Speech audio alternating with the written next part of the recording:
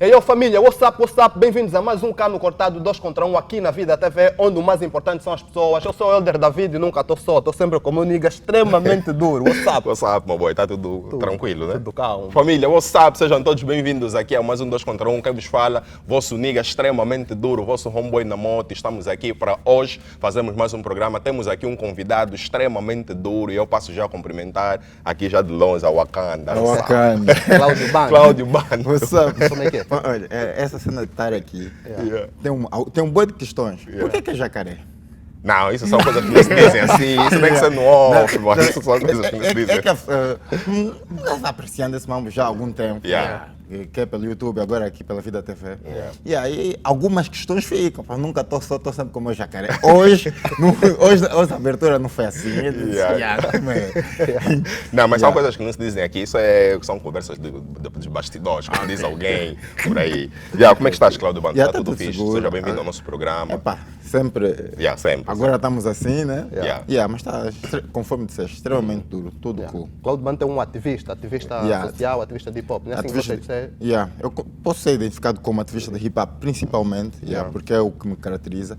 Aquilo que é o ativismo social é consequência da minha relação com a cultura hip-hop. Então, eu sou ativista de hip-hop e, enquanto ativista de hip-hop, já estou a serviço da sociedade. Cláudio, quantos anos do movimento, mano? Sim, precisar de datas é um bocado estranho, mas eu tive um movimento, uma passe, na altura chamavam de passe, eu vou ter isso como marco de atividades grandes, isso em 95. Mas antes disso, antes de constituir a passe, eram os Filhos do Gueto, que depois deu origem. Na realidade, a Universidade de Hip Hop acaba vindo deste movimento, que era os Filhos do Gueto, que era uma passe, depois que se transformou-se em Quartel da África, estamos a falar de 95, Quartel da África com vários outros grupos por dentro. Então, em 95, eu constituí esta passe. Mas antes disso já estava envolvido, porque para constituir, claro, já fui rapper, já dei alguns passos de breakdance, torci o pescoço, esquece, encostei. Tentei fazer algumas cenas ligadas a grafite, saíram alguns rabiscos, não grandes cenas. Mas chego até os Filhos da África, aos Filhos do Gueto, em 95. Então, quer dizer que já praticaste três elementos? Quatro. Pratiquei 4. O que pratiquei menos tempo foi o DJing. Foi mesmo só um curso Já tive a oportunidade de fazer um curso de DJing ligado a hip hop, em que se ensinaram as técnicas todas. Aquilo foi intensivo de 3 semanas. Saí de lá a fazer as cenas. Na altura não foi cá. Só que chego aqui sem material, sem nada. O material veio ter comigo. Eu consegui ter o material 1 ano depois. Fui tentando fazer as cenas. Meio que bored, deixei que o Mamen continuasse a fazer as cenas dele. Mas já passei pelos 4 elementos núcleos da cultura hip-hop. E como é que nasce o teu interesse pela cultura? Se o interesse pela cultura, mais uma vez, não consigo precisar. Eu dei aquele marco, mas enquanto puto, as cenas de house music, as cenas de techno, já estava envolvido nisso, né? Pertencia a um grupo de dança de miúdos, não era breakdance, apesar de ter movimentos copiados de videoclipes de rap, não era breakdance, eu fazia techno, dançava animações de escola, animações que eu fazia em escolas, em algumas atividades do bairro. Eu dou por mim a gostar de música rap, por quê? Porque nessa de copiar movimentos para o grupo, porque eu era team leader, era o cabeça do grupo, tinha o nosso instrutor, e aí eu era o cabeça, logo a seguir a ele estava eu, e então nós copiávamos os movimentos de videoclipes. Em uma das cassetes, eram VHS, nós íamos para aqueles clubes de vídeos, ou que chamávamos os vídeos. Para alugar não, para assistir. Antes das sessões, aquilo era nas praças, nos mercados. Antes de começar a sessão das 10, passavam músicas, e nós com as nossas cassetes íamos para lá, metíamos, para aproveitar e copiar algumas cenas. Foi uma das músicas que eu tenho assim em mente, que me puxou muito para isso, foi o Can I Kick It, dos De La Soul. Curti a cena, depois disso já ia assistindo mais, fui copiando uma outra cena, uma outra dica. Depois havia na minha zona alguém minha zona Mulemba, havia alguém que frequentava o Martes, e que tinha, nós tínhamos diferença de para aí 4 anos de idade, ele era o meu mais velho, e aí as dicas que ele passava sobre como é que as coisas estavam a ser feitas aqui a nível nacional, ajudaram-me então a saber onde é que eu queria ir. No princípio, confundi boas cenas, boas dicas, informação, tipo, na altura havia a ideia de que o movimento hip-hop, a cultura hip-hop teve origem na África. E aí depois me falam de África Bambata, me falam das cenas do work songs. Então na minha cabeça estava que África Bambata foi um escravo que nos work songs compôs rap. Até eu conseguir peneirar a informação e perceber exatamente o que é esse movimento cultural, quem está por dentro, quem são os cabeçalhos, levou um bom tempo. Mas ele foi uma das pessoas, André, foi uma das pessoas que meio que me passou alguma informação. Depois foi na altura, foi mais ou menos na fase em que saíram cenas do Gabriel, a Gabriel Pensador, ele mostrou, nem sabia o que era um disco, ele disse, o Gabriel lançou um disco, e aí eu estava a pensar que eram uns discos, na altura já vinham os CDs, não aqui, mas lá, eu estava a pensar que o Gabriel lançou um vinil, depois foi uma série de informações, mas foi mais ou menos nessa vibe que eu entrei, tanto é que eu ouvi De La Soul, ouvi, e estou aqui a pegar os grupos que mais ficaram na mente naquela altura, ouvi De La Soul, ouvi Public Enemy, depois mergulho passando em português e fico muito tempo a consumir rap feito em português. Ouvi algumas cenas em inglês, mas não com tanta frequência como vamos em português. Tu falaste aqui, desculpa David, falaste aqui sobre essas casas do vídeo adaptados, cinemas adaptados, era a sessão das 10, mas havia também outras sessões complicadas, mas lá no final do dia, também frequentaste esse horário. E tive stress por causa disso. Aquilo nós ficávamos, né, em função da dinâmica social na altura, essas casas de vídeo estavam sempre próximas a jogos de loto. Loto mesmo, loto de street. Aquilo, jogavas loto, ganhavas um bocado, ias gastar para assistir o vídeo, né, os filmes, e aí algumas vezes só ganhava já lá para o final do dia, que eram as sessões antes das sessões. Então, e aí, aquela era uma agressão social terrível, porque as cenas, as publicidades do que é que vai passar às 18, estava ali para toda a gente, independente de quem é que vai ver. Eu tive uma situação não muito fixe, que eu estava numa sessão normal, né? A sessão que terminou para ir para as 17, prestes a começar a outra sessão, quando eu por mim havia um tio meu na sala. O tio está-me a tirar dali a coco, ninguém está ali, o tio estás aqui, mas está aqui por quê? Era só uma parte. Cláudio, tu disseste também, falaste há pouco tempo sobre a Universidade de Hip Hop e tu foste muito tempo presidente ou reitor da Universidade de Hip Hop. Como é que tu olhas para o mandato atual da Universidade de Hip Hop? Assim, a Universidade de Hip Hop, diferente daquilo que muita gente pensa, não é responsabilidade de uma pessoa só. Aquilo é mesmo teamwork. Apesar de, em função das necessidades, uma pessoa que dá o rosto, mas aquilo sempre foi teamwork. Por exemplo, o Harvey Madiba foi durante muito tempo o responsável pela comunicação externa. Todos os contactos que eram feitos pela Universidade de Hip Hop, independentemente de quem indicou a pessoa, quem fazia era o Harvey. Então, para algumas pessoas, para as pessoas que eram contactadas pelo Harvey, poderiam pensar que aquela sala do Harvey. Ou eu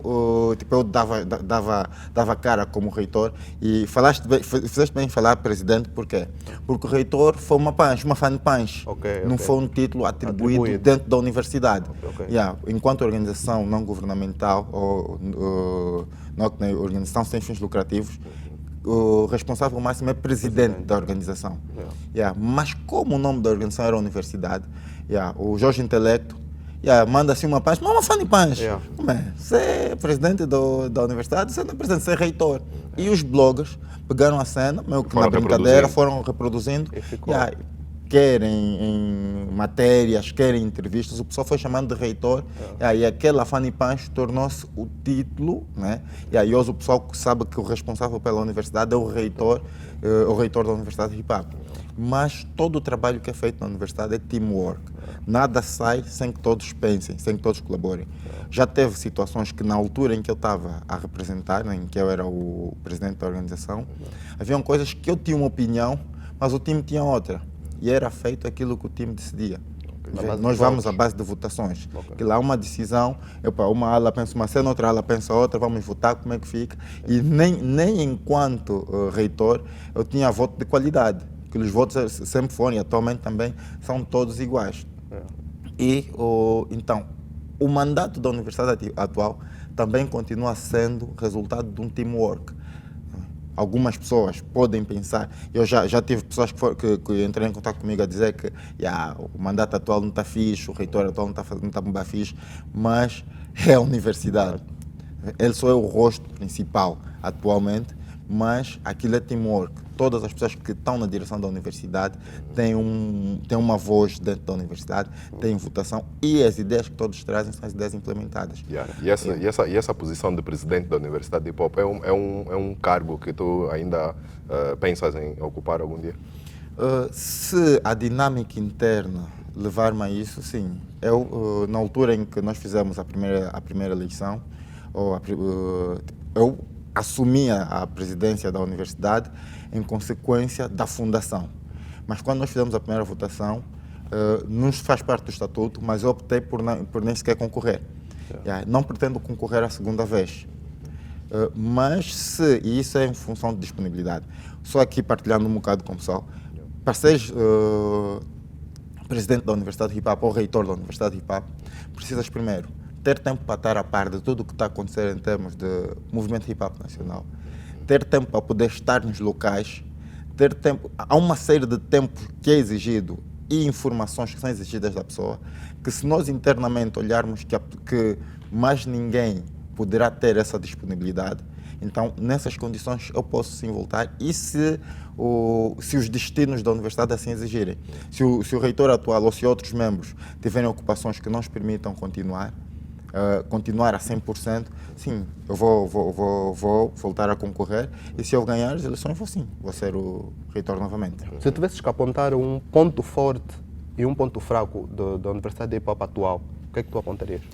Um ponto forte, o pessoal fala da festa, mas, não, mas além da festa, o ponto forte que nós temos atualmente olhando assim, as coisas estão a ser planeadas com muito mais tempo. Hoje o planeamento das atividades da universidade são feitas com muito mais tempo. Nós antes não é que fôssemos só reativos, mas nós tínhamos a ideia hoje para implementar uma cena para acontecer daqui a 15 dias.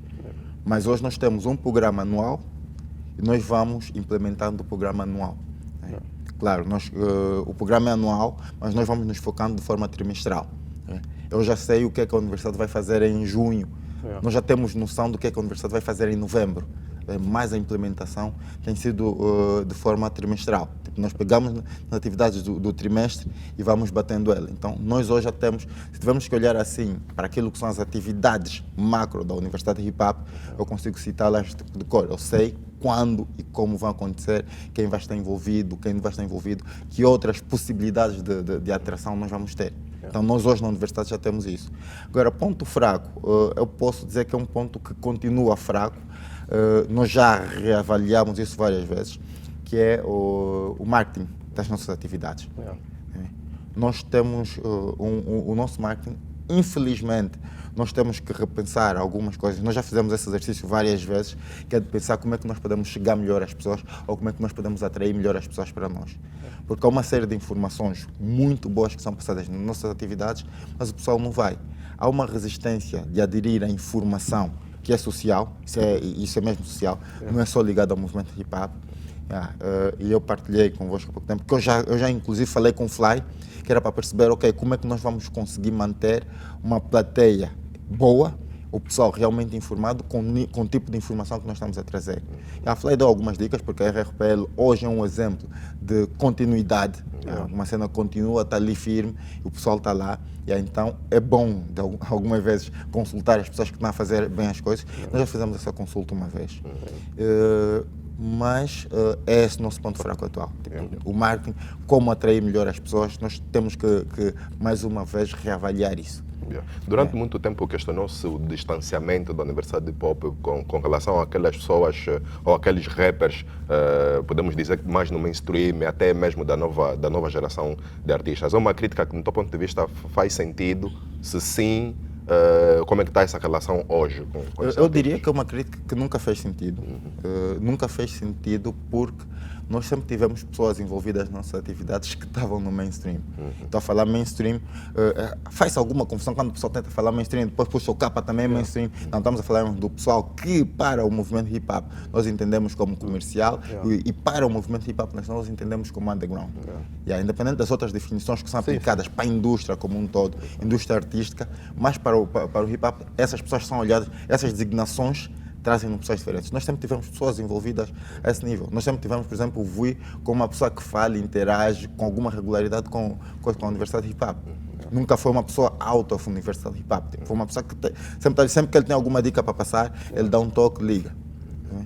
Nós já tivemos, há uma cena que há uma atividade nossa que são apresentação e explicação de músicas, em que os MCs chegam e apresentam as suas músicas e que são um formato muito interessante, por acaso. Aquilo toda música rap é uma tese. Tu, quando escreves uma cena, estás a defender alguma coisa, estás a levantar alguma tese. E o que a Universidade de Hip Hop faz é, ok, tens a tua tese, fixe, agora vais defender essa tese. Apresentas a tese, vais defender. E tens a plateia ali a questionar. Algumas pessoas não se sentiam bem a serem questionadas. Principalmente músicas que não trazem teses que são entendidas tipo, socialmente como fixe, evitam estar nesses lugares. E vamos olhar que uma das coisas que difere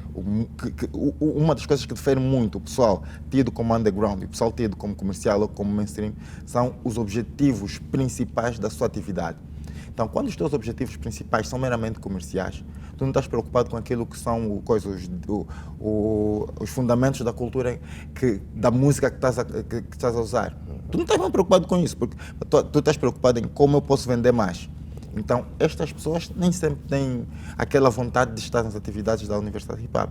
Mas eu falei deste evento da Universidade de Hip Hop, que é a apresentação e explicação de músicas, para dizer que nós já tivemos lá pessoal mainstream que apresentou, está a defender a sua tese com pé e cabeça. Vou aqui falar, por exemplo, de ostentação, alguém que está chegando numa cena, né? Tá ali, está em frente a pessoal do underground, que é o pessoal que está ali na plateia. Mais radical. É o pessoal mais radical. Está a apresentar uma cena a falar sobre carros, botas, tipo roupas, está a falar sobre uma série de coisas de ostentação.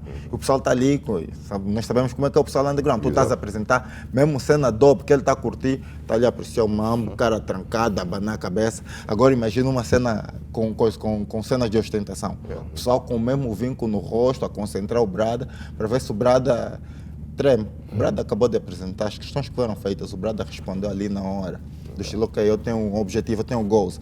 E nesses meus objetivos está isso. Então o que eu estou a fazer é atrair prosperidade para mim nessas músicas. Então o Brada fala isso com consistência. E no mesmo dia tivemos Brada que tiveram lá, apresentaram cenas com conteúdo político, e que notou-se que havia assim uma fragilidade. Quando o mesmo pessoal do underground questionou, o Brad não conseguiu responder com a mesma consistência que o pessoal mainstream. Então, essa cena que fazia algum pessoal mainstream não se aproximar e o pessoal underground reveste naquilo que são as cenas da Universidade de Hip Hop. Enquanto locutor de um programa de hip hop, tens um programa de hip hop também, qual é a tua opinião sobre as dinâmicas da informação na cultura hip hop? Vamos falar tipo de outros programas e blogs, etc. Essa comunidade toda. O programa em que eu estou, por acaso, tem uma estrutura muito forte. Aquilo eu estou lá e não mudaria para nenhum outro programa.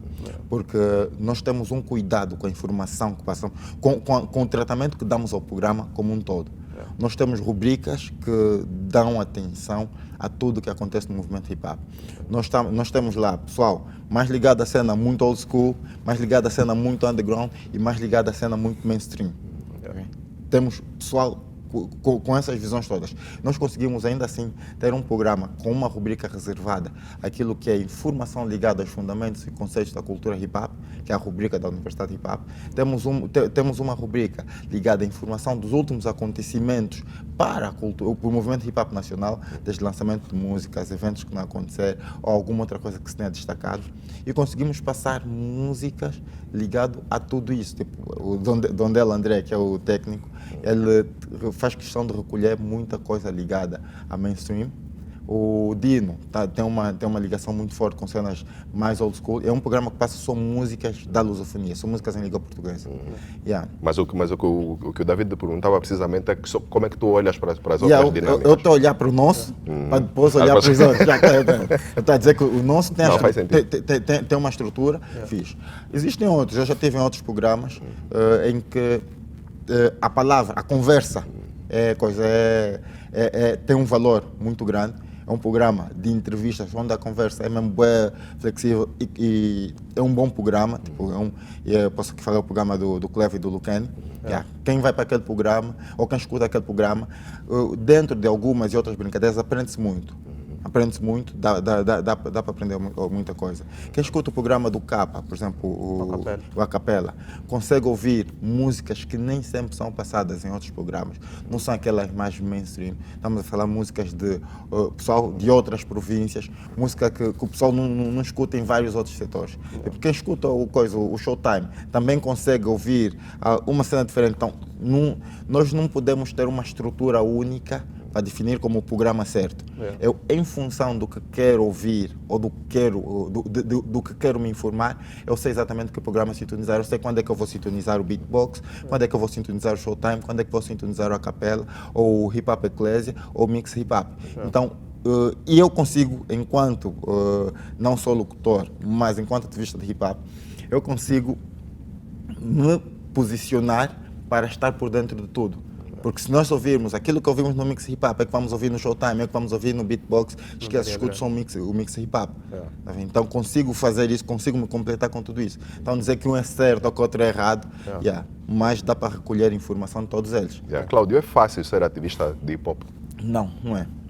Não é fácil porque nós estamos numa sociedade, e claro, nós enquanto elementos ou praticantes ou membros do movimento hip hop nacional, nós somos uma fração daquilo que é a nossa sociedade. Nossa sociedade não assume, as pessoas da nossa sociedade não assumem as suas culpas e procuram culpados para aquilo, para tudo.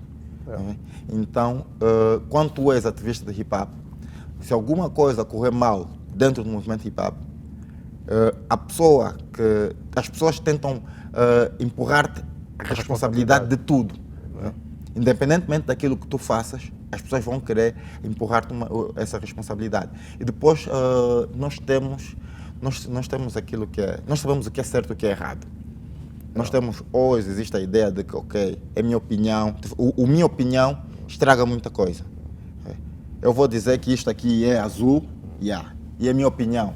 Não podes criticar porque é a minha opinião, mas está errado. O que está errado, está errado. Então as pessoas hoje, como não conseguem dizer para as outras pessoas que está errado, empurram essa carga toda para os ativistas de hip hop. Ok, eu até sou amigo de alguém que está a excitar o consumo de drogas pesadas nas suas músicas ou na sua vida, no seu dia a dia. Eu sou camba dele.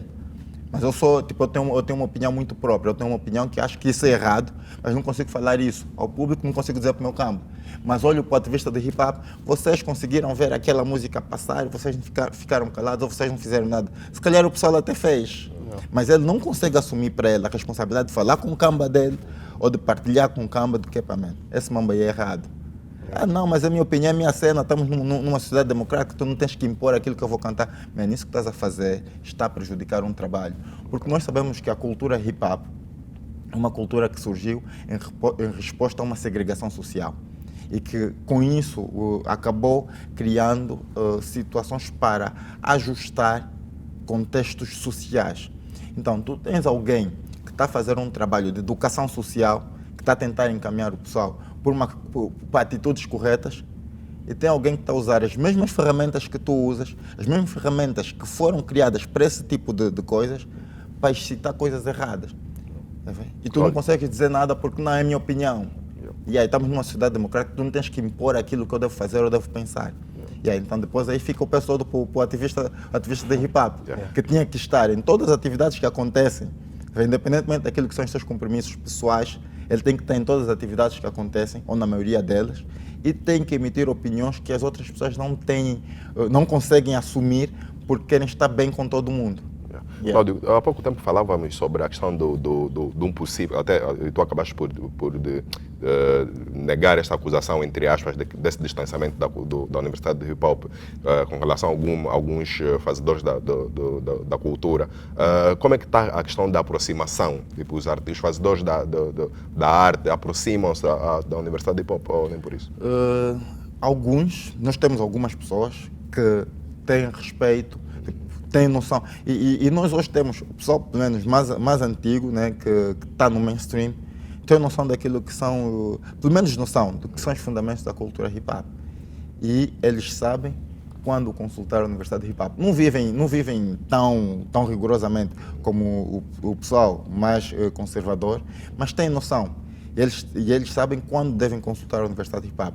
Nós já tivemos situações de pessoal do mainstream que precisa saber alguma coisa rápida, e aí dá um toque, como é, Cláudio? E aí tens aí a declaração de paz, ou tens aí o memorando, partilha aquele ponto, a cena do old school e new school, o tempo e tudo isso, e partilha, qual é a ideia? Partilha aquilo. Okay. E o pessoal sabe quando deve consultar. Existem outros que não estão necessariamente ligadas à cultura hip-hop.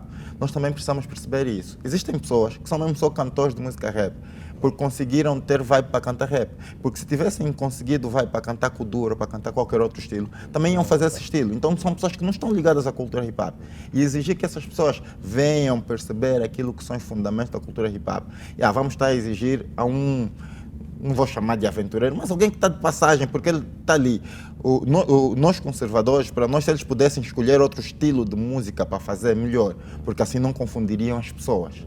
Mas essas pessoas que estão a fazer isso porque têm queda para aquele ritmo, poderiam perceber, algumas pessoas, alguns de nós entraram nisso porque gostaram, foi uma cena fixe, foi assim que entraram a perceber, ok, isso que eu estou a fazer faz parte do movimento cultural, e este movimento cultural tem estes fundamentos, tem essa história, tem esse objetivo, fixe.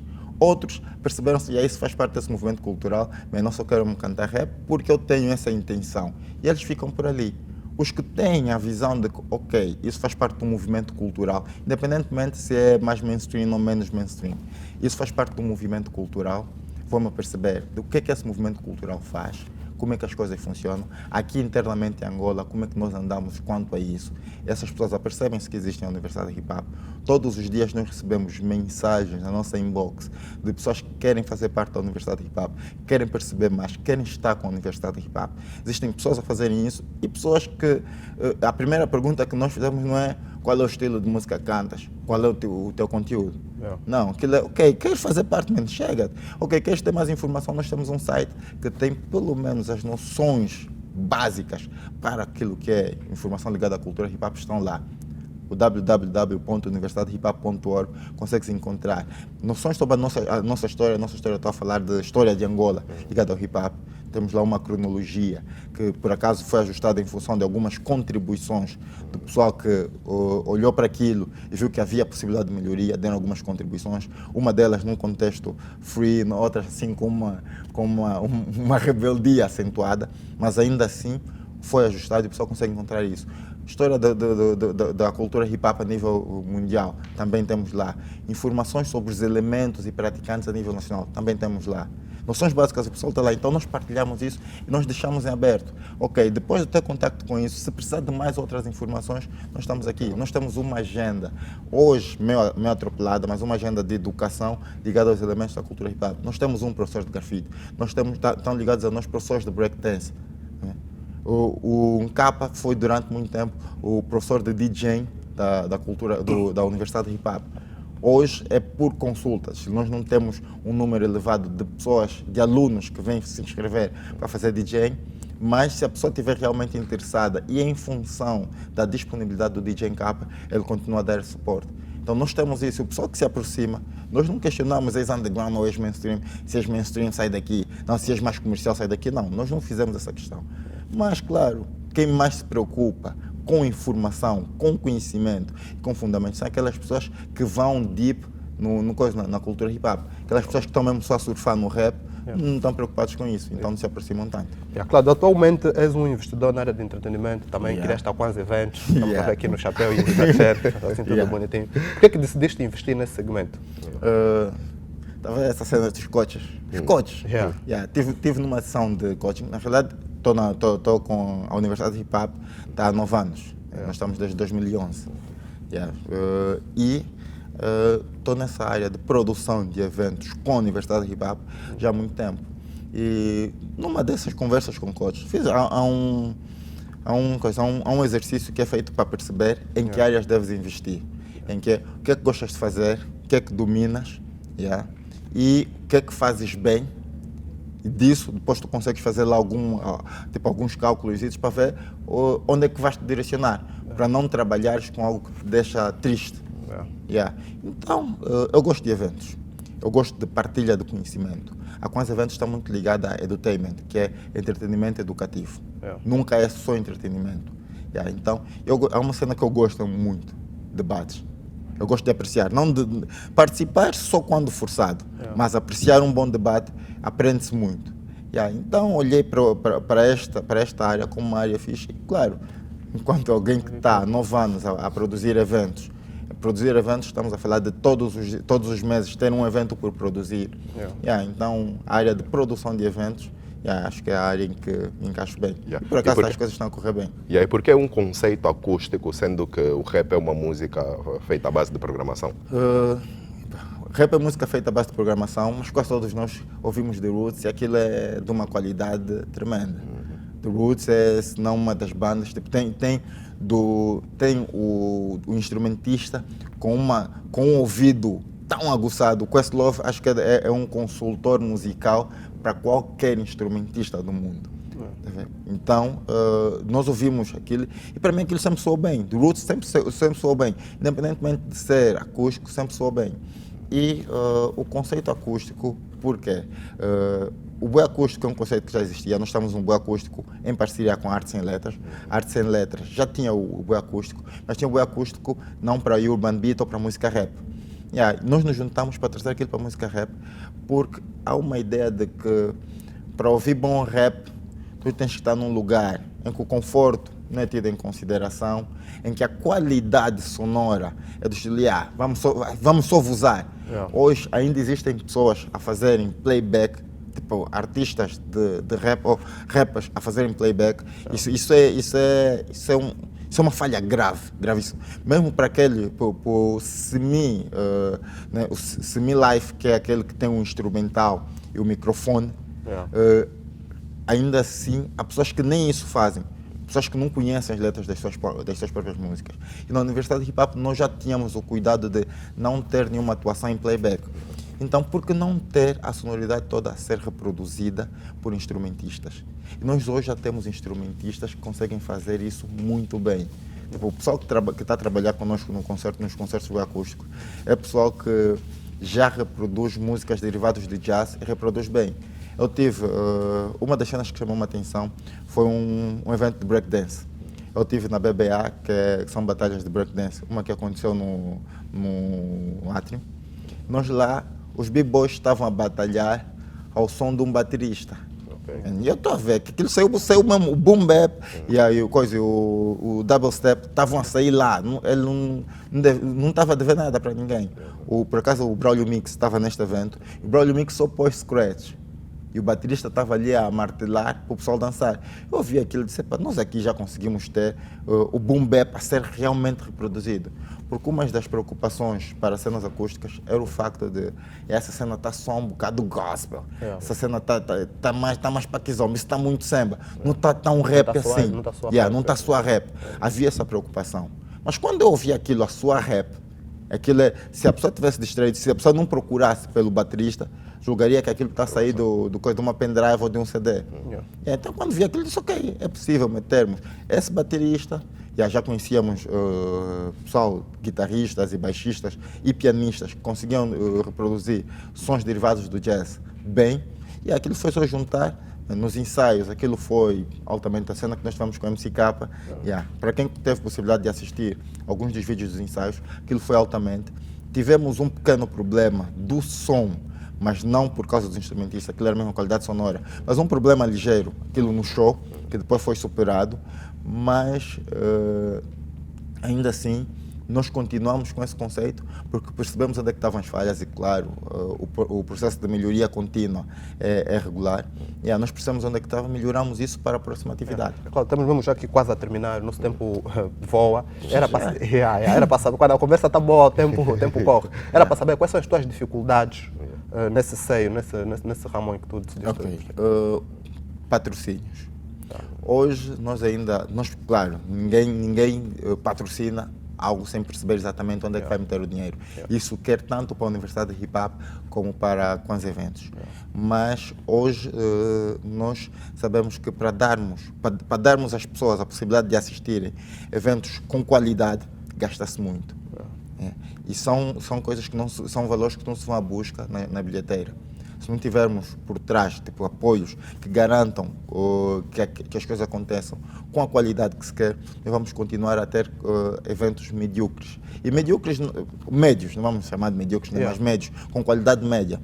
E pior do que isso é que o pessoal que vai participar, nós não vamos conseguir pagá-los à medida daquilo que é a entrega deles. Porque hoje nós temos instrumentistas, uma banda é composta no mínimo com 5 instrumentistas, 5 contando também com o DJ. Okay? E todos eles precisam ser bem remunerados para que possam tirar, estamos a falar de por aí 8 dias de ensaio com 4 horas de ensaio por dia. Nós estamos a ver quanto tempo essas pessoas vão dedicar para o evento. Depois disso, a pessoa precisa ser bem remunerada. Independentemente deles gostarem de música rap, mas eles precisam ser bem pagos, porque eles estão a fazer um serviço. Então, só com a bilheteira não é possível custear todas as despesas que vêm da produção de um bom evento. Para a Universidade de Hip Hop, também estamos com a mesma situação. No entanto, a Universidade de Hip Hop, o mal é maior. Por quê? Porque são eventos ligados à educação social. Os eventos da Universidade de Hip Hop dificilmente são só ligados à música rap ou aos elementos da cultura hip hop. As atividades da Universidade de Hip Hop têm sempre um foco social muito forte. Quando não encontras suporte para isso, tu acabas subcarregando aquilo que são os membros dessa organização. Nessa organização, o tempo chegou ao fim. Já não temos para mais. Então. Só resta mesmo agradecer a tua presença, Claudio. Numa próxima oportunidade, claramente, vamos aprofundar mais um bocadinho. Tu a sentir que tens alguma coisa ali que gostarias de dizer? Não, na realidade é dizer ao pessoal que acompanha os eventos da Kwanzaa Eventos da Artes Sem Letras, que o Boi Acústico vai acontecer ainda este ano. Nós estamos agora com esse período de quarentena, por causa do Covid. Mas mal passe e a situação esteja controlada, nós vamos ter o concerto Boi Acústico com o Kwame, que é um projeto feito por Big Dogs, que tem pessoal de extrema qualidade, vai acontecer. O pessoal que está ligado à Universidade de Hip Hop, vem aí a U12H DJ Battle. Que vai ser uma batalha de DJs, vai fazer parte da feira do conhecimento de hip hop que a Universidade de Hip Hop está preparada. E nós estaremos atentos. Mais uma vez, obrigado pela tua presença, Claudio. Até a próxima. Obrigado eu nesse caso. Até a próxima. Até a próxima. Assim, caro telespectador, nós vamos agora, neste momento, para outra parte do estúdio, porque vamos receber o pensólogo no mestre de cerimônias. Então, até já.